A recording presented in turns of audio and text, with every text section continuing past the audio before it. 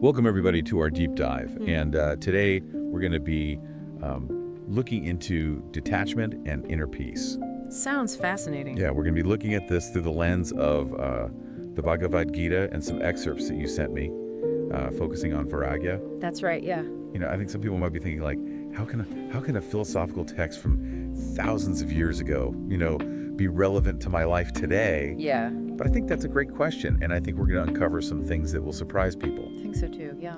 And how these timeless teachings actually offer some really practical insights into, like, navigating the complexities of modern life and finding a sense of peace in the middle of all the craziness. Yeah, I mean, the Bhagavad Gita, even though it's an ancient text, it speaks to something, very fundamental about being human, which is, we want to be happy and we struggle with suffering. Exactly. And what's so interesting is how the Bhagavad Gita's approach to finding peace is something that you see in modern psychology and self-help. Yeah. So let's dive in. So first things first, how does the Bhagavad Gita actually define detachment? Okay, well, so it's important to understand that detachment, or Vairagya, isn't about becoming, emotionless or withdrawing from the world. It's not about saying, I'm going to renounce everything and go live as a hermit. Right. In fact, the Bhagavad Gita emphasizes, we should engage with the world and we should fulfill our duties. Yeah. But do it in a way that doesn't trap us in a cycle of craving and aversion. So it's not about suppressing your emotions, but experiencing them in a healthier way. It's a great way to put it, yeah. Yeah, it's about recognizing that our emotions are a natural part of being human, but they can lead us astray. Yeah. They can cloud our judgment, fuel our anxieties, and keep us, really tied to outcomes that we can't control, ultimately. I'm already starting to see how this ties into the idea of inner peace. Because if you're constantly reacting to your emotions, always chasing after what you want or pushing away what you don't want, it's no wonder we feel stressed and unfulfilled.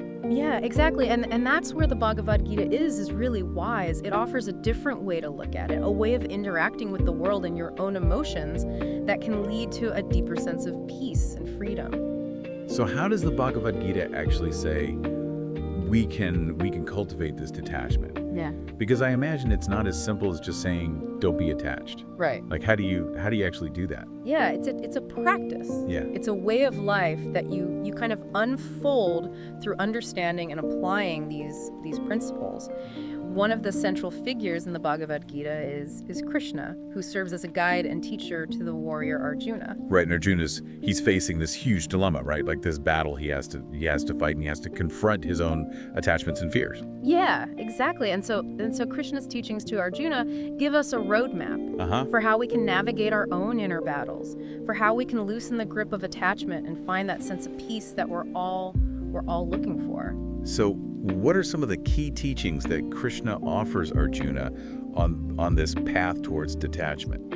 Well, one of the most profound and perhaps the most challenging teachings is this idea of performing actions without being attached to the results. Okay. So Krishna emphasizes how important it is to fulfill our duties, our dharma, but doing it without being fixated on what the outcome is going to be. That sounds really difficult, especially in a world that is so focused on achievement and success. Yeah. We're constantly being told, set goals, strive for more, Yeah. Measure yourself by what you accomplish. Yeah, and that's precisely why this teaching is so powerful, I think, is because it's a direct challenge to that narrative. Yeah. It's an invitation to kind of shift your focus from the external rewards to the internal experience of just doing your best, of being fully present in the moment.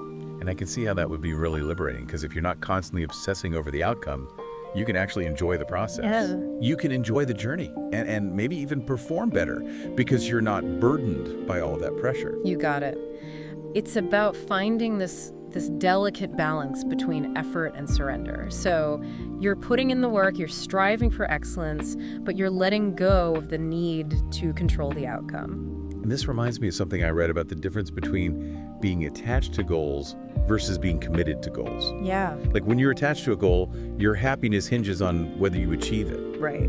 But when you're committed to a goal, you're focused on the process, on the journey, on what you're learning and growing through, regardless of the result. Yeah, that's a great distinction, and it captures the essence of what Krishna's teaching is. Yeah. It's about finding this inner freedom where you're not defined by did you succeed or did you fail? Right. Where your sense of self-worth is not contingent on whether other people are going to validate you or not.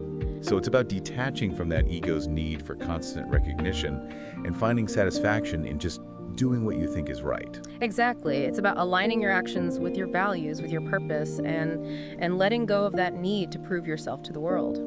Wow, that's a powerful shift. No. So performing actions without being attached to the results is one of the key teachings. Mm-hmm. What else does Krishna emphasize on this path towards detachment? Well, another really crucial aspect is the idea of enjoying life, but without being enslaved by pleasure. Okay. Now, this doesn't mean that you shouldn't experience joy or you shouldn't indulge in the good things that life has to offer. It's about balance. Yeah. It's about recognizing that true happiness doesn't come from chasing, temporary pleasures or possessions or, material things. Right. So recognizing that those things are impermanent. Yeah. And you can appreciate them while they're there, but you don't cling to them. Exactly. Let them define you. It's about understanding that real fulfillment, comes from within, from cultivating inner peace that doesn't depend on what's happening outside of you. This is starting to sound a lot like the ideas of mindfulness that are so popular today. Yeah, and it's really fascinating how these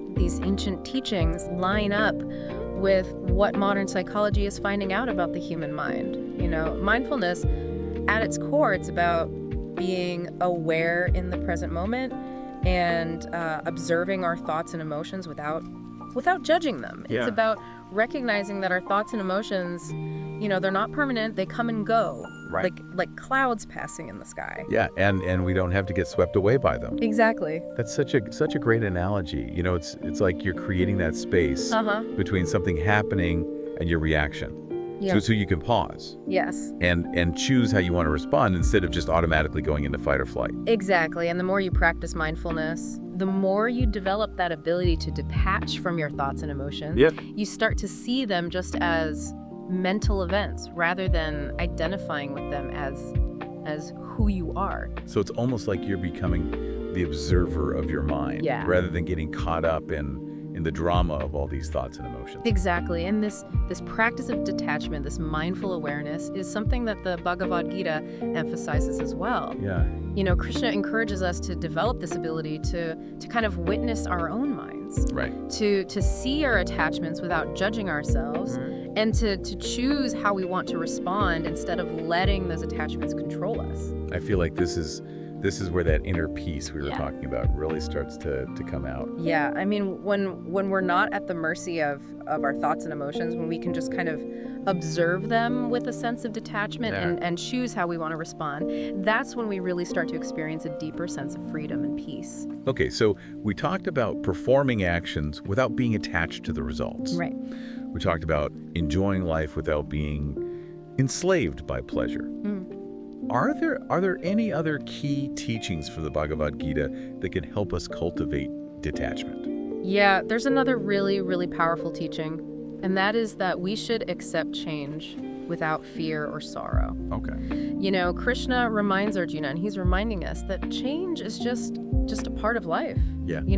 Everything is in constant flux. Yeah. From our relationships to our circumstances to our own bodies and minds. I think that's one of the hardest things for people to do is to accept change. Yeah. We want stability. We want to know what's going to happen. We want predictability. Oh, right. And we get attached to how we think things should be. Right. And then those things change inevitably, and we resist it, and then we suffer. And that resistance to change, that's where a lot of our pain comes from. Yeah. The Bhagavad Gita is asking us to look at it differently.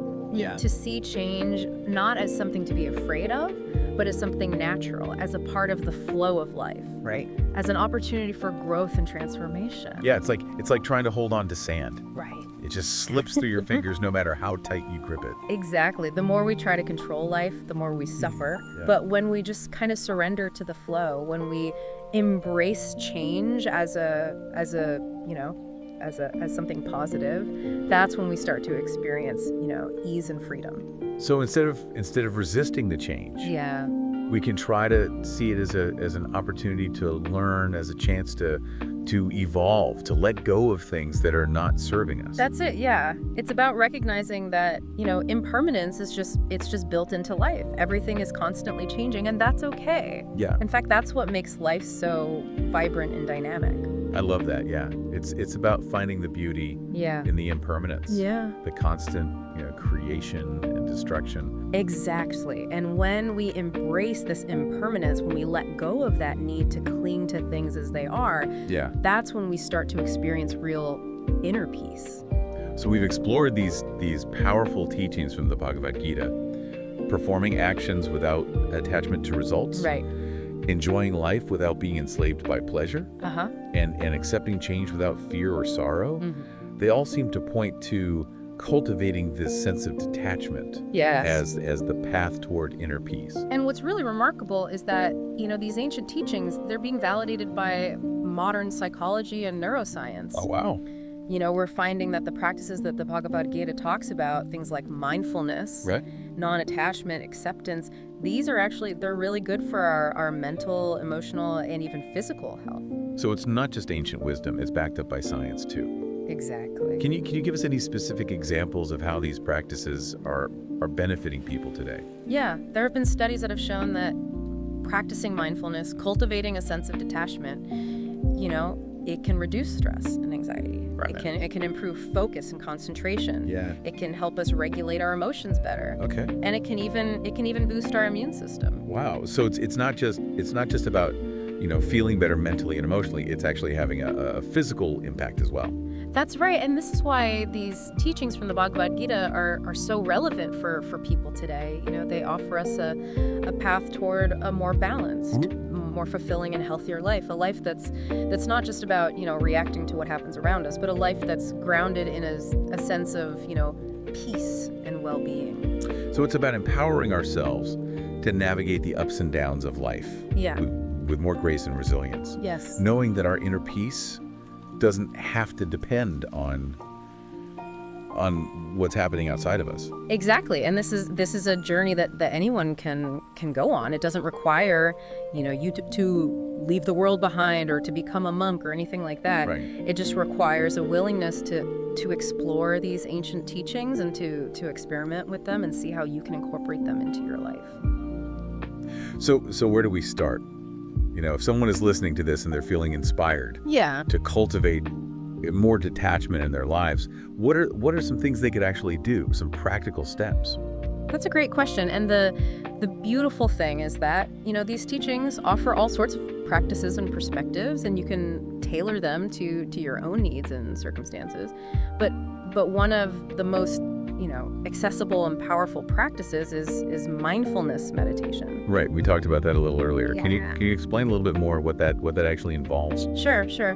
Mindfulness meditation at its simplest is just paying attention to the present moment without judging it. It's about noticing your thoughts, feelings, and sensations as they happen without getting carried away by them.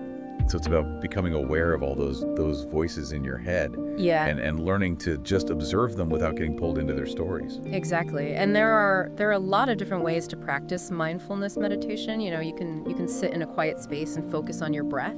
Right. You can do a body scan meditation where you bring your attention to different parts of your body. Yeah. Or you can even practice mindfulness while you're walking or eating or doing everyday things. So it's not just about, sitting on a cushion and chanting, "Oh," it's about bringing that awareness into all parts of your life. Exactly. And the more you practice mindfulness, the more you start to, develop that sense of detachment, that ability to observe your thoughts and emotions without letting them control you. So mindfulness is one practical step. What are some other things that we can do in our daily lives to cultivate detachment? Well, another really powerful practice is to reflect on how nothing is permanent. Okay. This is something that the Bhagavad Gita really emphasizes, Everything is always changing, nothing lasts forever. Right. And when we really get that, it can help us to let go of our attachments a little bit. Yeah. Yeah. And I imagine you could apply that to everything. From material possessions to relationships, to even our sense of self. Absolutely. When we get attached to things, we create suffering for ourselves because we're afraid of losing them. Right.